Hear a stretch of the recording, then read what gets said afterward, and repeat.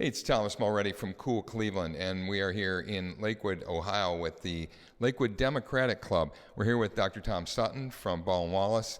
You are the acting president of Baldwin Wallace University and also the interim provost. So first I should ask, how's things going in higher education? Because it's been it's been a rough stretch, hasn't it?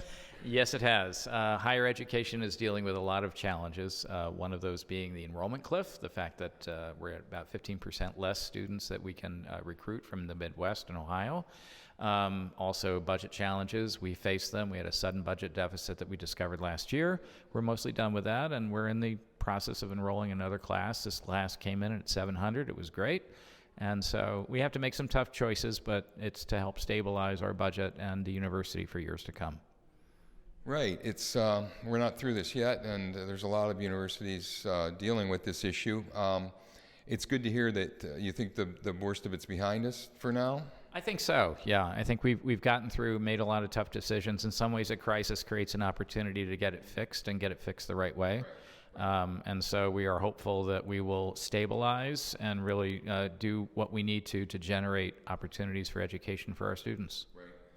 You also do a lot of research for the community, and you're known for being able to do polling, work with community groups locally and beyond, and also to help interpret some of the data, and that's what you're here today. We're at Lakewood Public Library, and you've just given a great presentation on the results of the 2024 election. And first, give me the broad stroke, because it seems to me that the bottom line takeaway, from at least your perspective as a pollster, is the polls were kind of right. It was within the margin of error, and I mean, is that bottom line? Like, it was close, and it went one way. Exactly. And so, the polling was showing less than a 1% margin between Harris and Trump nationally, and in many of the swing states, maybe 2 points. The best polls have a 2-point margin of error, which you really have to look at as 2 points either way, which is 4. So given that, and that you had these margins, with the exception of Ohio, with the 11-point win by Trump, that was a bit of an outlier, but everything else was pretty close in those swing states. And it's because we are so polarized. It means everybody's taken a position one way or the other. But it is interesting that even though within the margin of error, it seems like Trump won all of the swing states. So it didn't go a couple here, a couple there. Is there a thought behind why they all went in one direction?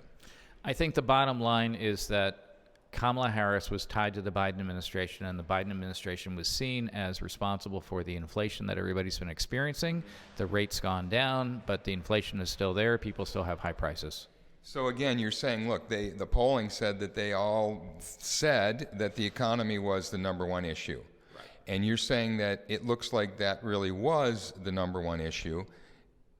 Is that right? That's correct. And the challenge for the administration was, you can't do that much to bring prices down. I mean, they did what they could, but prices were still high. Right.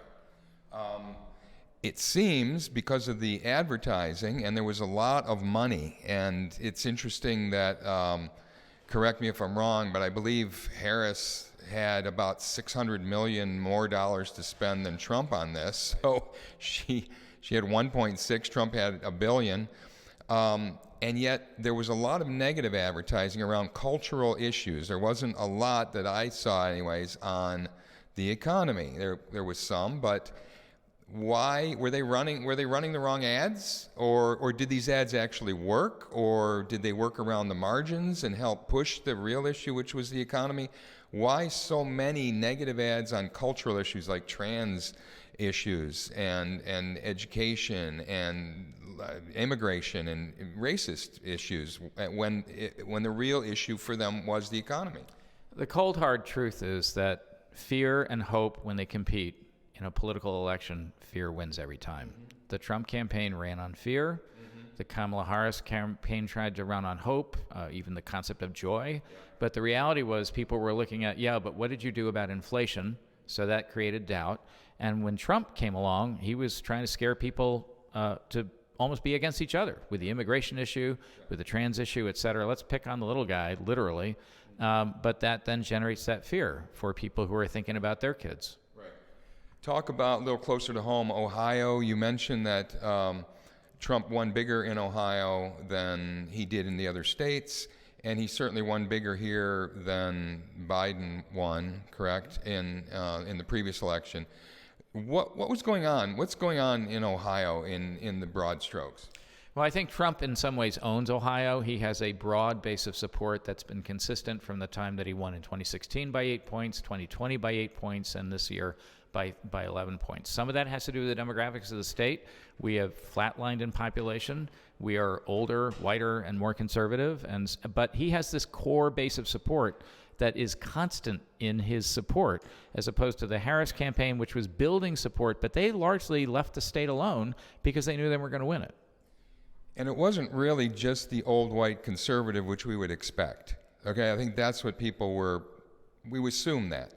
But what we heard from you today was the data showing that all the demographics, all the age groups, all the gender, all the race demographics, all had significant gains by the Republicans. Right. And so I think again, I go back to the issue of the economy.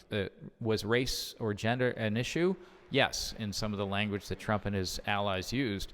But the bottom line was that whether you were Latino, black male, black female, females in general, we saw all of those numbers going up in favor of Trump and other Republican candidates. Again, I have to go back to that issue of inflation, the economy, immigration, to the degree that people saw that as an issue for themselves, but it was highlighted by the Trump campaign. And so it created this sense of fear and uncertainty, and people thought, well, when he was president, I don't remember having inflation. When Biden's president, I have inflation, therefore I'm going to vote for Trump, to go back to the old days. And it's not that these other demographics went for Trump over 50%. It's just that they gained from where they were. So, but it was across the board, which was kind of interesting. And also, talk about turnout. We always assume, again, the Democrats assume that higher turnout means higher Democratic wins because there's more Democratic voters out there. They're just harder to turn out. There was a lot of voter suppression, and there continues to be. Talk about what happened this year with turnout, because I was surprised to hear that it was lower. I would have thought with all the attention, with all the angst and anxiety, that and also all the actual organizing that went on, feet on the street and door to door, that the turnout would have been incredible, over the charts. And it wasn't. It was less than even last election. Well, keep in mind that last election was the highest turnout in 100 years. This was the second highest. So it was still good. But it's where the turnout happened. And the turnout happened in those core areas, particularly in the rural areas. It happened in the suburbs. It's the urban areas which Democrats rely on where we saw the drops in turnout. And that's because in many of these cities, including Cleveland, they've seen Democrats running the place for decades, but they don't see the change in their neighborhoods. So talk about Cuyahoga and what really is happening there, because there was some significant moves in some of the data that, again, in my opinion, seemed sort of surprising that it's been so solid. And we know that a Democrat like Sherrod Brown, senator, would have to win big there. A president would have to win big in the Cuyahoga and the other urbanized areas, and they didn't really do that at all. Yeah, and that's basically the bottom line, was that despite Sherrod Brown's really effective campaigning, and he's a known quantity, he's a known name, and people see him as somebody that's reliable, the difference between seeing him as someone that they like and actually going out to vote were two different things. And I think that's really what we saw, particularly in Cleveland, in some of the first-ring suburbs. Just the voter turnout was not there. And I think, again, some of that is skepticism about, well, okay, but what difference are you going to make? I know you're unbiased and you work for both Democrats and Republicans, so I'm not going to ask you to take a side, but let's just say you were hired by the Democrats and they said, what did we do wrong and what would we do better, in your opinion? What would make things better for their side? Because they seem to do a lot right. They had a lot of organization. They had much more money, literally. They had a good candidate. They had a good platform. They had a terrible opponent who was a felon, and I mean, we could just go down the list, okay? You couldn't almost ask for a better setup for the Democrats to come in and at least do a pretty good showing, and they pretty much got creamed across the board. What went wrong in your opinion, and what do you think they could do better? All the polling showed that not just the economy, but specifically inflation is the issue that people were the most concerned about. And that was just to say the one thing that really the administration had no control over, right. Literally. And so this is the ultimate dilemma. If you are an elected official, and particularly you're president, you're running for president, and you're part of that administration, how do you address an issue that you can't really do that much about?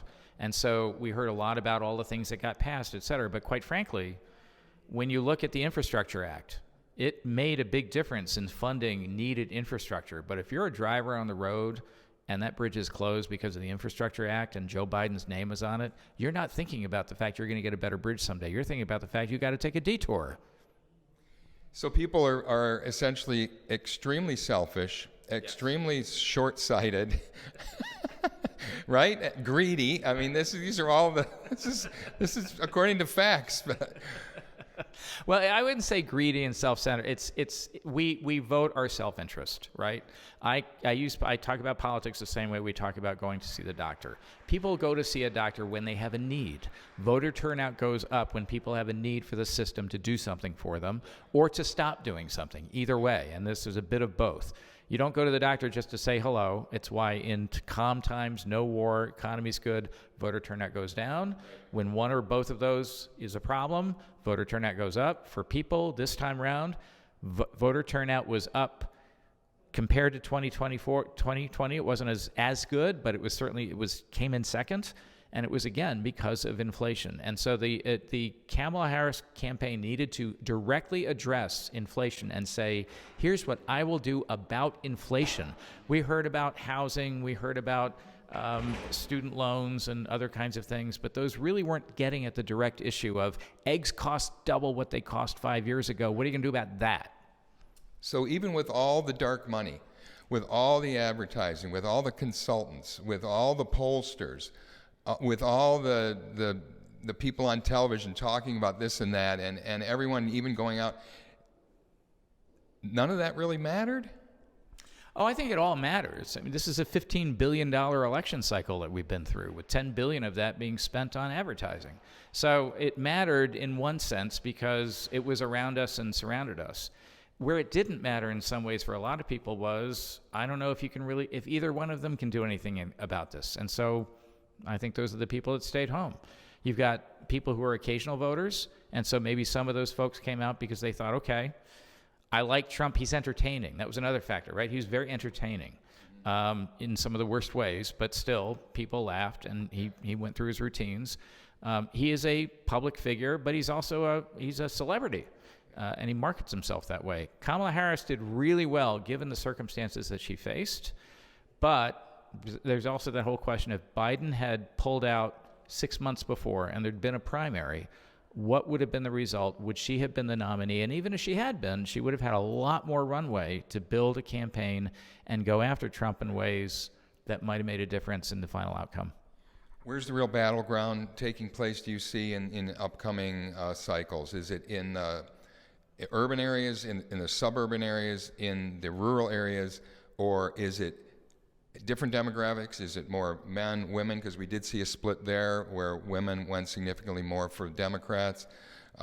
Is it with these emerging populations? You saw Latino especially move heavily into Republican, voting Republican this time around. Do you see any of those as opportunity areas, all of them? Where do you think the real battles are coming? Well, I think Democrats have to go back to their first principles, which is who is it that you're trying to help and how are you going to help them, and make it clear in real terms how that's going to happen.